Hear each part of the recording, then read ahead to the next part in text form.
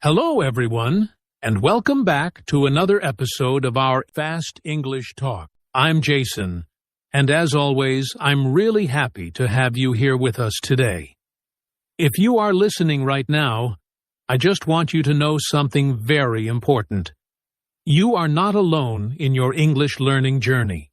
That's right, Jason. Hello, everyone. I'm Julia, and today we're going to talk about something that so many learners feel but rarely talk about. You might understand English when you read it, when you watch videos, or when you listen, but when it comes to speaking, suddenly everything disappears. Yes, exactly. And if that sounds like you, then this episode is specially for you. Because today, we are going to break down this problem in a very simple way. And more importantly, we will show you how you can start speaking with more confidence step by step. So stay with us until the end, because this is not just theory. We are going to make it practical, simple, and something you can actually use in your daily life starting today. All right, everyone, let's talk about the real struggle that almost every English learner faces at some point in their journey.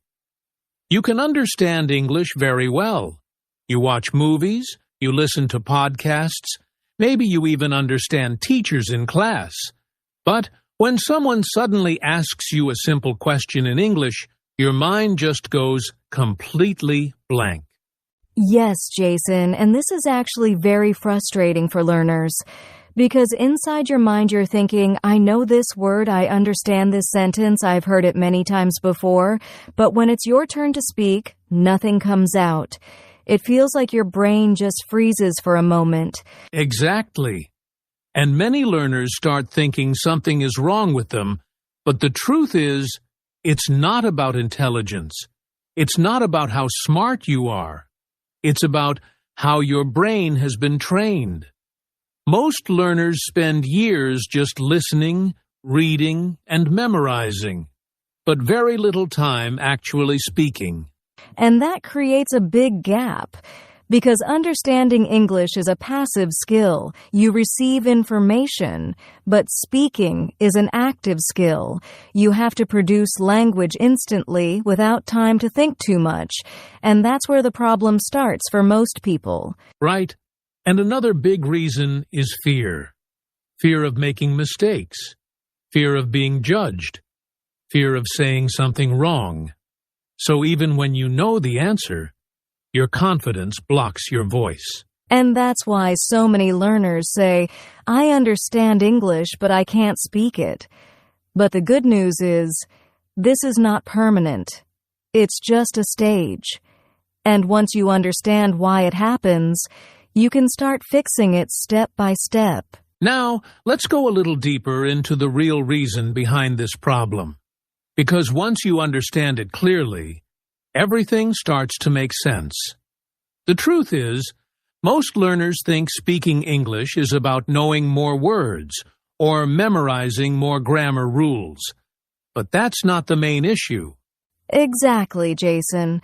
The real issue is not what you know, it's what you can actually use in real time. Many learners have a big vocabulary in their mind, but when they try to speak, they don't have enough practice turning those words into fast sentences. Yes, and there is a very important difference here. Listening and reading are passive skills. That means your brain has time. You can pause, think, and understand slowly. But speaking is completely different. It is active. You have to think, choose words, build a sentence, and speak, all in just a few seconds. And because most learners don't practice that active process enough, their brain doesn't develop speed.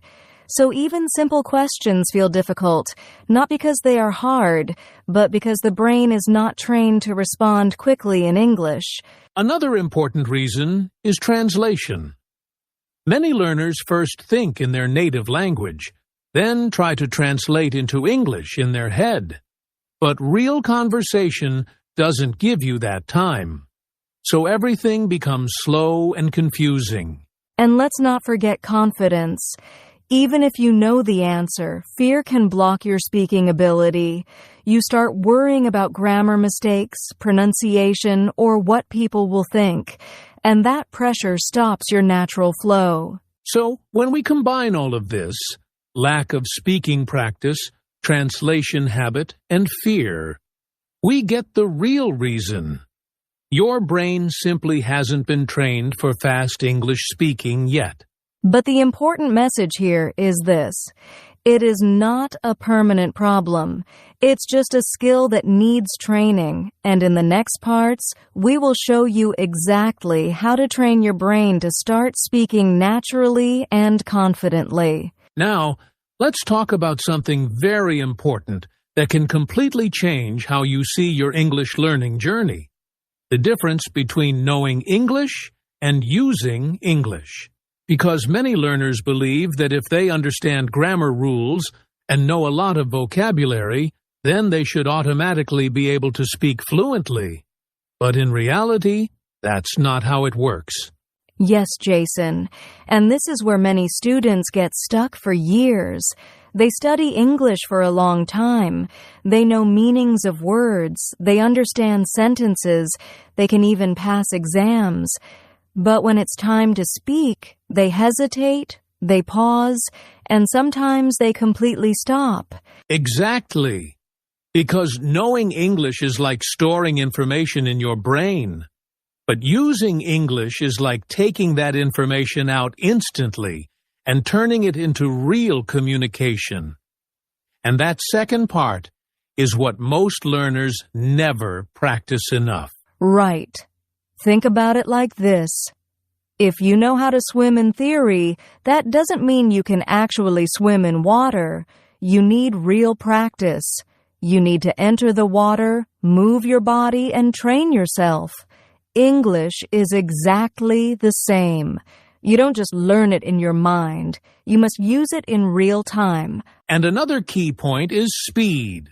When you are using English, you don't have time to think for 1 minute about every sentence. You need to respond quickly.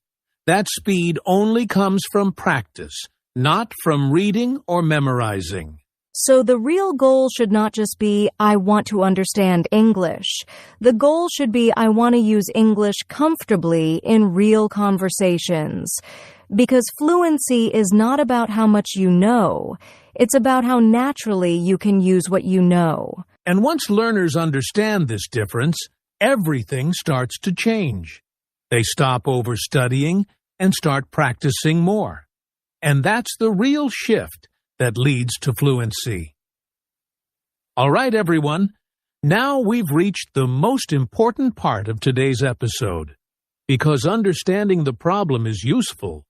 But what really changes your English is knowing exactly what to do next. So let's go step by step on how you can actually start speaking English confidently in your real life, even if you feel like you are not ready yet. Yes, Jason. And the first step is something very simple but very powerful. Start speaking alone every single day. Many learners think they need a partner, but the truth is, you already have everything you need. You can describe your day, talk about what you are doing, or even just speak your thoughts out loud in simple English. The goal is not perfection. The goal is movement. Just start talking. Exactly. And the second step is to think in English during your daily life. For example, when you see something, don't name it in your native language first. Try to say it in English inside your mind. Even simple thoughts like, I am going to eat, or I am feeling tired, help your brain slowly switch into English mode. And that is very important for fluency. The third step is to use simple sentences. Many learners make the mistake of trying to speak very complex English, but that creates pressure and stops fluency. Instead, use short, clear, and easy sentences. Simple English spoken confidently is much better than complex English spoken with hesitation. And step 4 is shadowing. This means you listen to native speakers and repeat immediately after them. Not slowly, not memorizing. Just listen and copy the rhythm, pronunciation, and speed. This trains your mouth and brain to speak naturally without thinking too much. And finally, the fifth step is very important. Stop translating from your native language. When you translate in your head, your speaking becomes slow and broken. Instead, try to build direct English thinking. At first it feels difficult, but with practice, it becomes natural. So if we put it all together, speak alone, think in English, use simple sentences, practice shadowing, and avoid translation. These are small daily habits, but if you do them consistently, your speaking confidence will grow much faster than you expect. And remember, you don't need to wait for perfect English.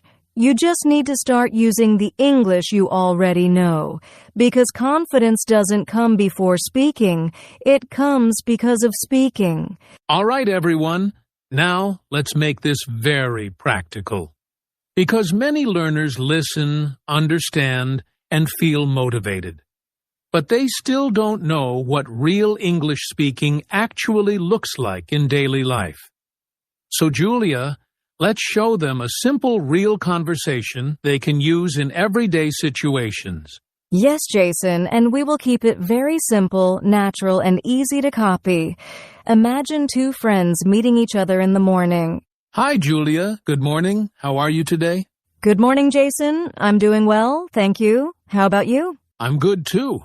I just woke up and I'm a little bit tired, but I'm ready for the day. That's nice. What are your plans for today? I'm planning to study English for a while, maybe watch a video, and then go outside for some fresh air. What about you? That sounds great. I will also study a little English and then help my family at home. It's a normal day for me. Perfect. And notice everyone, this is real English. No complicated grammar, no difficult words, just simple, natural sentences that you can use every single day. Yes, and the most important thing is confidence. Even if your English is not perfect, you can still have a full conversation like this. You just need to start using it in real life. All right, everyone. Now let's quickly talk about some common mistakes that stop English learners from becoming fluent. Because sometimes it's not about learning more. It's about stopping the habits that are slowing you down. Yes, Jason. The first big mistake is waiting for perfection. Many learners think, I will speak when my English becomes perfect, but that moment never comes. Fluency comes from speaking with mistakes, not from waiting for perfection. Another mistake is overthinking grammar. Students often stop speaking because they are trying to build a perfect sentence in their head. But in real conversation, speed is more important than perfection. And don't forget comparing yourself to others. Some learners feel bad when they see someone speaking better, but everyone has their own journey. Comparing only reduces confidence. Exactly. So the message is simple. Stop waiting. Stop overthinking, and stop comparing. Just start speaking, even if it's simple and not perfect. Before we finish today's episode, I want you to understand something very important. Every fluent English speaker you hear today, every native speaker, every confident speaker, they all started exactly where you are right now. Confused, slow, and making mistakes. Yes, Jason. And the truth is, mistakes are not your enemy. They are your teacher. Every time you try to speak, even if it's not perfect, you are training your brain to become stronger. Confidence doesn't come first. It comes after practice. So don't wait for the perfect moment or perfect English. That moment doesn't exist. The only way forward is to start now, speak now, and improve step by step. And remember, your voice matters. Even simple English is powerful when you use it with confidence. Keep going, keep practicing, and don't give up. You are closer to fluency than you think. All right, everyone, let's quickly sum it up. Understanding English is great, but real progress comes when you start using it in daily life, not just learning it. Yes, and remember, speak every day, use simple sentences, don't fear mistakes, and stop waiting for perfect English. Confidence grows through action. Keep practicing a little every day, and your speaking will naturally improve. You've got this. Just start speaking today. Thank you so much for listening to today's episode of our English Learning Podcast. If you found this helpful, make sure you practice what we talked about today. Don't just listen. Speak it. Yes, and don't forget to subscribe. Stay connected and keep improving your English step by step. We believe in you. See you in the next episode. Take care and keep speaking English every day.